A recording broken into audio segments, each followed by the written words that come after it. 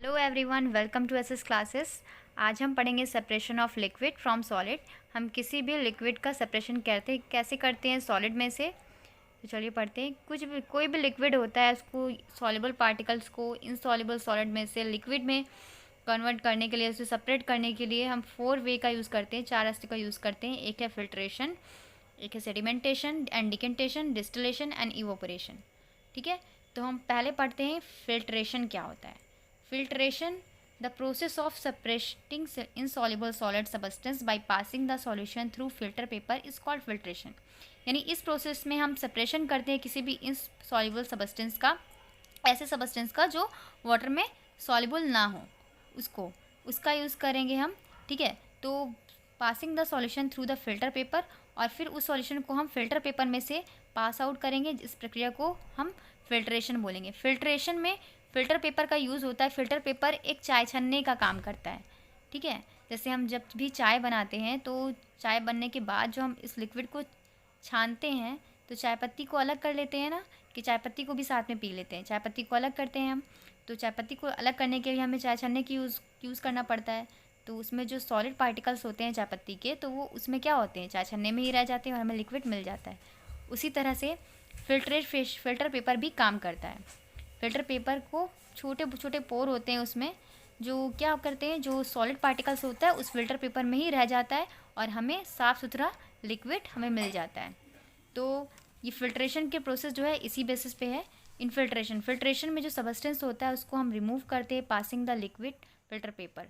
जो सबस्टेंस होता है सॉलिड वाला वो फिल्टर पेपर में रह जाता है और हम लिक्विड को छान लेते हैं फिल्टर पेपर की सहायता से।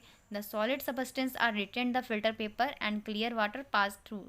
जो सॉलिड सबस्टेंस होता है वो फिल्टर पेपर में ही रह जाता है और क्लियर वाटर उसमें से पास आउट हो जाता है। This clear water is collected in container below. और उस क्लियर वाटर को हम क्या करते हैं, कंटेनर में ले लेते हैं। देखिए यहाँ पर क्या किया गया है, बीकर का यूज़ किया गया है। एक बीकर लिया गया है और एक कीप ली गई है। इस कीप में हम क्या करेंगे, फ़िल्टर पेपर को मोड़कर लगा देंगे। उसके बाद हम इम्प्योर वाटर को, गंदगी मिले हुए वाटर को, जिसमें सॉइल के पार्टिकल्स हो या कुछ भी हो, हम एनीथिंग कोई भी वाटर यूज़ कर सकते हैं। इम्प्योर वाटर यूज़ करना है बस हमें।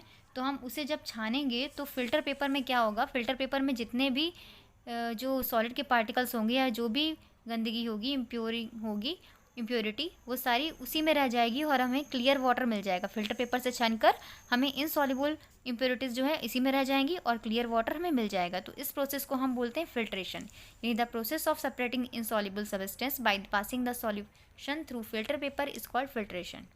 ठीक है, आई होप आपको ये समझ में आया होगा।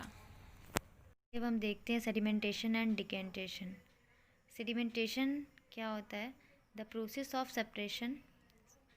Of separating insoluble solid that are heavier than water by allowing them to settle down on their own is called sedimentation। Sedimentation एक ऐसा प्रोसेस होता है जिसमें सेपरेटिंग होती है इनसॉल्युबल सॉलिड की, जो कि हैवियर पार्ट होता है वाटर से, जो वाटर जिसको अलाउ करता है कि वो सेटल डाउन हो जाते हैं नीचे की ओर, और हम इस प्रोसेस को बोलते हैं सेडिमेंटेशन। सेडिमेंटेशन में जो हैवियर पार्टिकल्स होते हैं वो सेटल डाउन हो जाते हैं, इस प्रोसेस को हम सेडिमेंटेशन बोलते हैं। और जो हैवी पार्टिकल्स सेटल डाउन होते हैं ड्यूरिंग द सेडिमेंटेशन प्रोसेस के दौरान जो भी हैवियर पार्टिकल्स वाटर में नीचे बैठ जाते हैं, सेटल डाउन हो जाते हैं, उनको हम सेडिमेंट्स बोलते हैं, सेडिमेंट्स। ठीक है, इसमें एग्जांपल के तौर पे लिया गया है, सेडिमेंटेशन के प्रोसेस में एक बीकर लिया, उसमें सैंड और वाटर मिक्स कर दिया। ठीक है, तो हम सैंड को जब मिक्स कर देंगे और उसे कुछ देर छोड़ देंगे तो आफ्टर सम टाइम हमें क्या दिखाई देगा कि सैंड के पार्टिकल नीचे बैठ जाएंगे और ऊपर साफ़ पानी दिखाई देगा। तो जो ये नीचे बैठे हुए सैंड के पार्टिकल्स हैं, sand settle down as sediments, तो इसे ही नीचे जो बैठे हुए पार्टिकल्स हैं सैंड के, उसे ही हम सेडिमेंट्स बोलेंगे। ठीक है, और ये नीचे बैठने के जो प्रोसेस होगा सैंड का, उसे हम सेडिमेंटेशन बोलते हैं। तो आई होप आपको ये समझ में आया होगा। The clear water is poured out into another container without disturbing the sediment. This process is known as decantation. Decantation एक ऐसा प्रोसेस होता है जिसमें हम क्या करते हैं, दूसरे कंटेनर में बिना डिस्टर्बेंस किए सेडिमेंट को डालते हैं, तो वो क्या कहलाता है, इस प्रोसेस को हम डिकेंटेशन बोलते हैं। यानी कि यहाँ पर हमने क्या लिया है, सेडिमेंट वाला सॉलिड लिया है जिसमें क्या है, सेडिमेंट नीचे मौजूद है, और हम इस वाटर को जब दूसरे बीकर में डाल रहे हैं, बिना सेडिमेंट को डिस्टर्ब किए डालना है, ताकि वो सेडिमेंट वाला पार्ट यहाँ नीचे ना आए। तो इस प्रोसेस को हम बोलेंगे, जब हम बिना डिस्टर्ब किए सेडिमेंट को दूसरे कंटेनर में वाटर को डालेंगे तो इस प्रोसेस को हम डिकेंटेशन बोलेंगे। Okay, the clear water is poured out into another container, यानी कि क्लियर वाटर यानी साफ सुथरा वाटर को जब हम दूसरे कंटेनर में डालेंगे बिना डिस्टर्ब किए, विदाउट डिस्टर्बिंग द सेडिमेंट, बिना सेडिमेंट को डिस्टर्ब किए, तो इस प्रोसेस को हम डिकेंटेशन बोलेंगे। चलिए अब हम the process of conversion of liquid into vapour by boiling and then condensing the vapour into liquid is called distillation. Distillation एक ऐसा प्रोसेस होता है जिसमें हम कन्वर्जन करते हैं लिक्विड का वेपर में, उसे गर्म करके और फिर ठंडा करते हैं। देन कंडेंसिंग, कंडेंसिंग को बोलते हैं ठंडा करना, ठंडा करते हैं द वेपर, और फिर वो वेपर में ठंडा होकर वेपर में चेंज होता है, फिर वेपर से लिक्विड में चेंज होता है, इसे हम बोलते हैं डिस्टिलेशन। ठीक है, the process of distillation is use to separate the soluble solid. इसमें हम ऐसे सॉल्युबल सॉलिड का यूज़ करते हैं जिससे सेपरेट कर सके उसके खुद के सॉल्यूशन में। डिस्टिलेशन प्रोसेस इन्वॉल्व होता है principle of heating liquid two is boiling point. इसमें हम क्या करते हैं, डिफरेंट टाइप के लिक्विड को लेंगे जिनका बॉइलिंग पॉइंट भी क्या होगा, डिफरेंट होगा, और फिर हम उसे क्या करेंगे, हीट करेंगे, गर्म करेंगे। हीट करेंगे जब, तो उनका बॉइलिंग पॉइंट, जैसे किसी का बॉयल, जैसे वाटर है, वाटर को गर्म करने के लिए उसका बॉइलिंग पॉइंट 100 होता है। अल्कोहल वो 60-70 में ही हो जाता है, मैक्सिमम वो हो जाता है, मतलब बॉयल हो जाता है। तो हम यहाँ पर क्या करेंगे, दो डिफरेंट टाइप के ऐसे लिक्विड लेंगे जिनका बॉइलिंग पॉइंट अलग होगा और जिनका लिक्विड कंडीशन भी क्या होगा, अलग होगा।